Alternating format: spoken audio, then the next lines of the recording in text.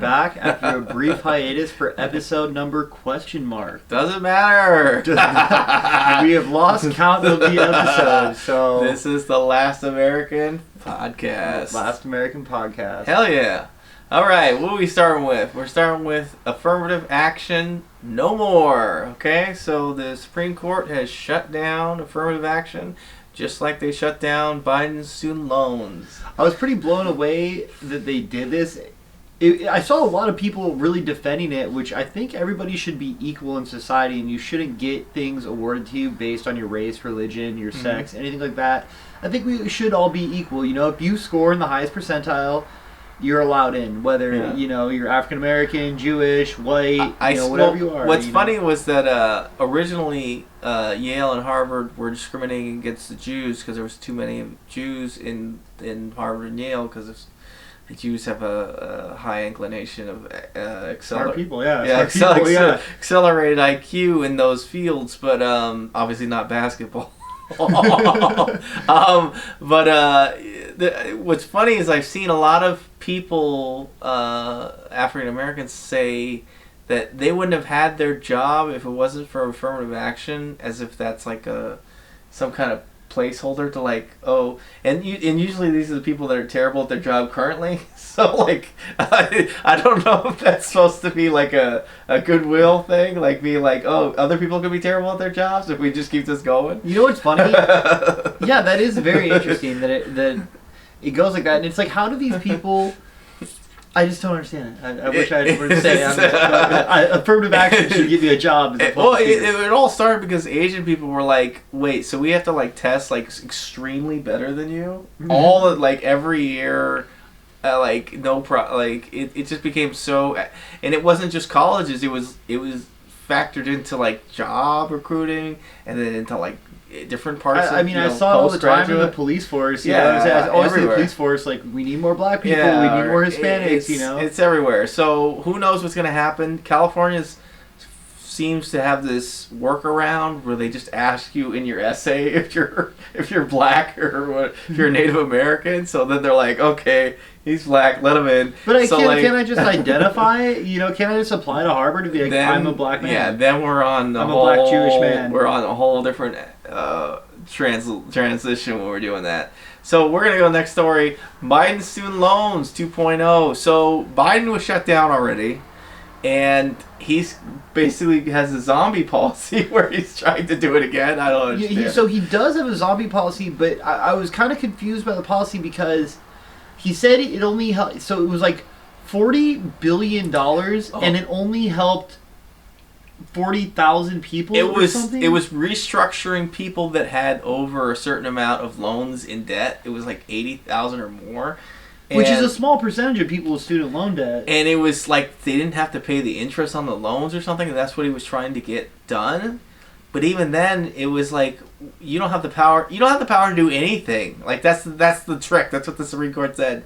The Congress can do anything. The Congress could say, not only do you get your student loans forgiven, we could just give you $100,000. We could give you any amount of money whatsoever. It's not a problem. But we have to do it. The president can't do this. So I don't know what Biden's doing. He's just an idiot. So he's just going to continue doing things that don't make any sense. I'm curious to see how this is going to pay out. And then also, they're doing all this student loan forgiveness. But if you were to sign up for college right now, you'd take out student loans. So I'm like, what is going on? The whole thing hasn't stopped. And if they wanted to do anything, they should just start a now policy. The people that got screwed. But if you want to make college free, then just make it free now. Yeah. So for the next semester, college is free. That's it. You don't go, oh, you paid for college 10 years ago, I'm gonna give you your money back. That's crazy. Yeah. So those people had consequences. They have to deal with them.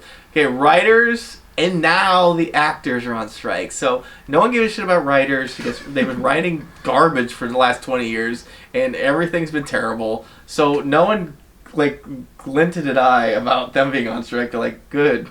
Maybe stuff will get better now that you're on strike. And then now the actors are on strike and they're like, oh, okay, so we're just going to have no reality TV now? Well, to me, Hollywood is kind of a dying thing anyways. Yeah. I don't really watch a ton of movies. Right. And then, it's funny because You're actually watching it. We should have had a Screen Actors Guild person holding that card. But it's funny because like people We don't pay union dues. Yeah, people want to have like this show right now. We don't need to be, and we're creating content, and we could in theory have 1 million viewers. Right. And it's like we don't need to pay anybody. We could be our own thing. Like Hollywood was like before anybody could create their own. This is the first mass media. The movie theater, the drive-in, all that stuff. The first mass production, thing to spread media across the world. And now we have the internet, so you could basically create porno OnlyFans in your room, and all of a sudden you're a global sensation. Yeah. Right, like you got 18-year-old women making $100,000 a month. $100,000 a day. Yeah, like it's crazy, and who knows what's going to happen to them. But moving on. I think it's the beginning of the end of Hollywood. I definitely. France versus France. Okay, this is what we've all been waiting for. Okay, because it's been America versus America for a while now, and we've gotten used to it. It's all the Trump, and then we want to kill Trump, and then Trump doesn't die, and he's like basically, now we're indicting Trump. Yeah, we like put Trump in jail, and he's not gonna go to jail, and like we just like love this like WWF type of WWE now. This little fake conflict that we've been doing forever. We're gonna burn down the Ralphs. We're gonna burn down the Luck. We're gonna burn down all this stuff, and then we're gonna act like everything's fine, and we're gonna continue as if nothing ever happened, and then act like everything's great. And that's just the American story. But France wants to get on this gig where we just like burn down half the country. Well, first I was very interested on France's strict gun control, and then I saw people pulling up with some bizarre weapons. Full. They think that we're using weapons of war. Yeah, dude, France has some weapons. They had some like straight out of Ukraine, ready to go. And I was surprised. I was like, how'd you get this into the country? Like, and I guess I just didn't expect France to have that. But I saw people rolling out with like belt-fed machine guns and stuff. Like 50 caliber belt-fed machine guns. I'll just walk it down the middle of the street. I was like, wow. And you're like, geez, this is getting crazy. And what's their final goal? They're gonna riot and accomplish. The problem is that it's kind of like a George Floyd for them, except it's different because the guy was North African, and they don't have. They have a complicated history. France has a complicated history with Africa because they actually took the most territory of Africa of all the European nations. So they have this conflict. They have this complicated history with Africa, and now there's a bunch of North Africans living there, and it's complicated because France is the indigenous place for French people, and then now there's North Africans there, and the police roughed up or killed some North African who probably did something crazy, because the French police don't just murder people. They're not. Yeah, they don't even. This is not America. They don't even have guns. I don't even know what it is. I don't think the French police have guns. So the guy right? died, and then the whole country went nuts. It was every city in France going nuts, and all the North African people, which is a lot all over the country, were going crazy ever since Macron.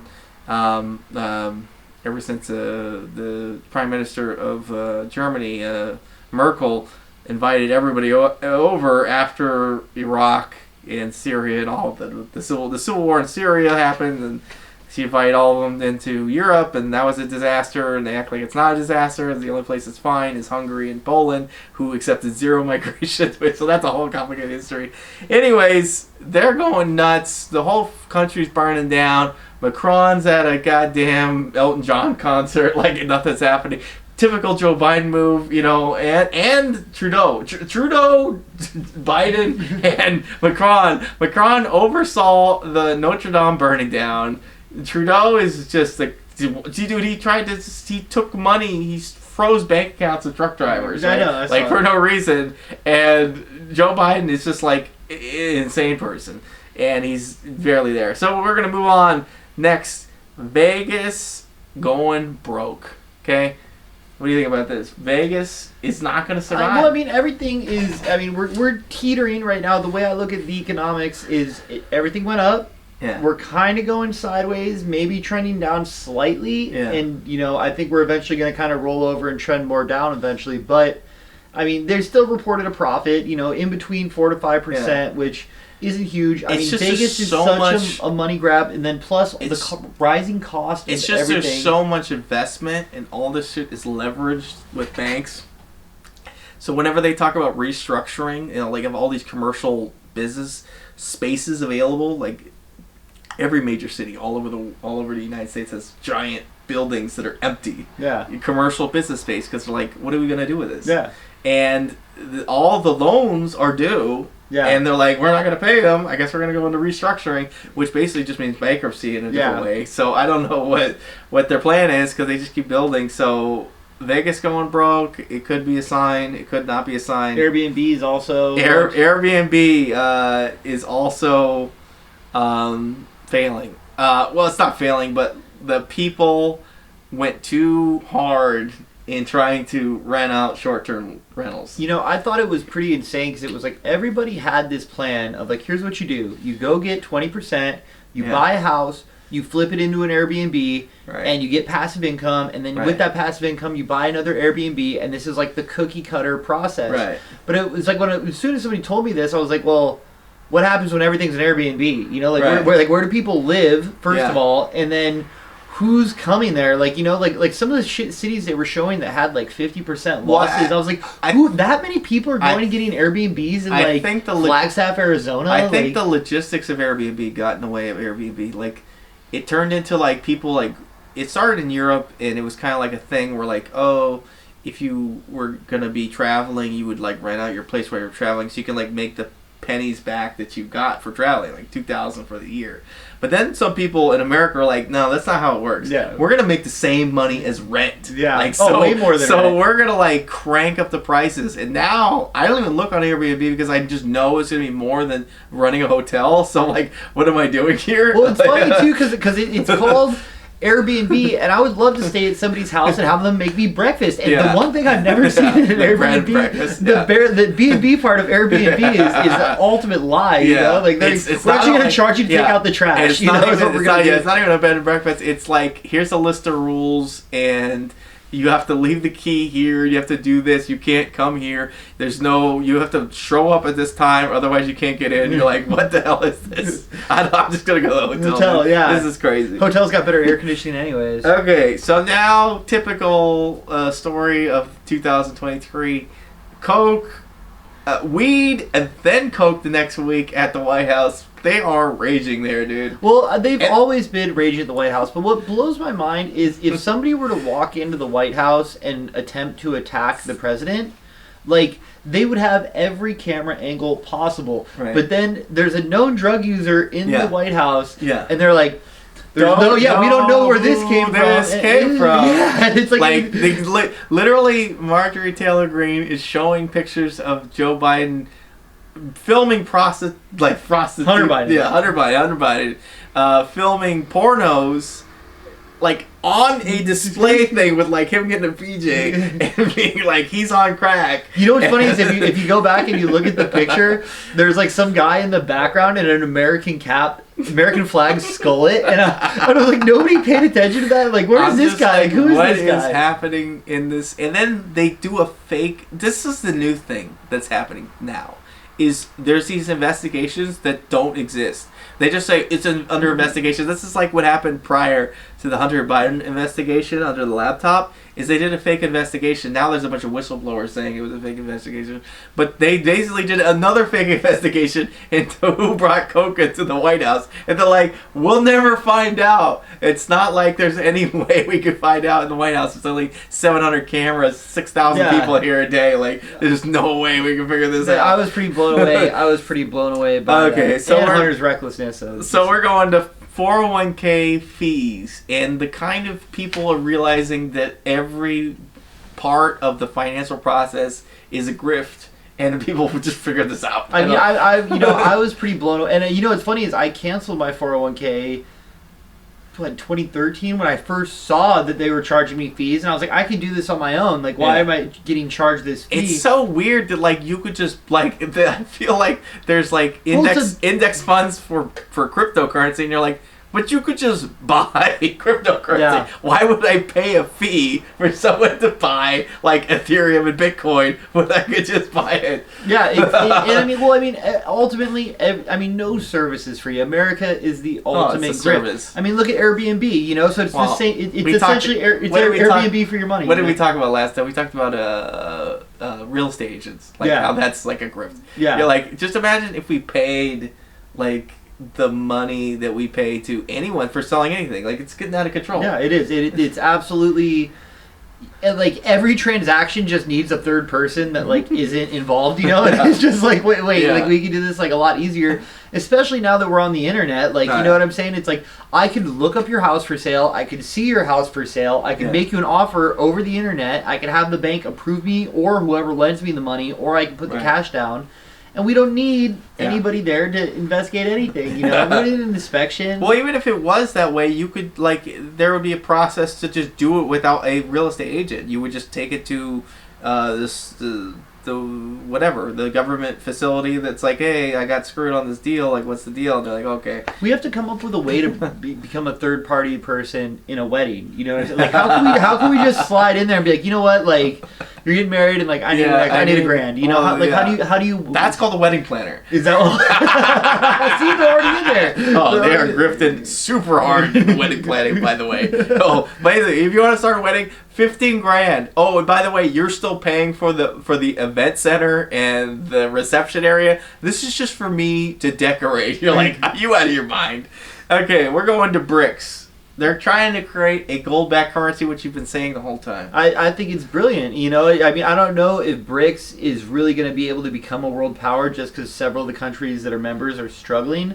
But any currency that's gold-backed, I think, is absolutely brilliant as long as they don't print more money. And I mean, that's to me, that's you know, that's a key to success. And I think they're going to really, you know, either the United States is going to have to revert back to like a gold-based policy. RFK is trying to who's running for president right now, Junior, and he's an interesting candidate. They're trying to call him a lunatic, but he's actually I just saw him on the Lex Friedman podcast, and he's actually super like deep. If you listen to him, like in the weeds on like all types of subjects, and it's very interesting. I don't know, you know, 100% some of the stuff he's saying is correct or not, but like. He's very, like, he's not very thin. It's very thick with the information. So, do with that what you want. But he has an idea to create a Bitcoin-backed currency. Yeah. Right? And that's kind of interesting because Bitcoin is fixed. Yeah, I mean, anything that's fixed. And gold's not even fixed. Well, yeah, gold is like literally if a gold asteroid hit us, like we'd be like, oh, gold's not worth anything. Yeah, that is very true. That's a good way of looking at it. Yeah, but it is true that gold is not fixed, but at least it's backed by something. Well, it's just hard to find still. Yeah, so it's still hard to find. And then it's a metal. It's actually useful. It's good for electrical. They can conduct electricity really well with it. It's shiny. I like shiny things. Doesn't rust. Oh, no rust. So you know, and I mean, it's an ultimate hedge against inflation. You know, so it's just like I don't know, the way people are treating our dollar. I feel like we're kind of headed toward. Like, I don't know how long you could keep the money printer going. Yeah. Before like somebody realizes like you're doing nothing. If Joe Biden becomes the president again and they pass like some insane like $20 trillion spending bill, I don't know. I've been hearing quite a few people say too with national banks, like we're not out of the woodwork yet. You know, they're like more could still crash. You know, and well, it depends on this commercial real estate thing. That's who's backing the commercial real estate. What's funny is I saw a lot of banks are pulling away loans or giving out less loans because they're like, we're kind of already stuck out too much. Yeah. And then now it's like, okay, you want to take out more loans. Like, we can't really do that because we don't have enough assets to loan out. You know, I think they have to have 10% or something. Don't worry, college loans are still going out. No problem. Like, people are still going heavy on debt. Society, man. Anyways, this has been a great episode. Great episode. Take care. Have a good night. Yeah. See you next time. Did it run out? No, we're good. Oh, runs are short. We got 30 seconds left. I was worried the camera was going to run out of battery. I was worried that we were just going to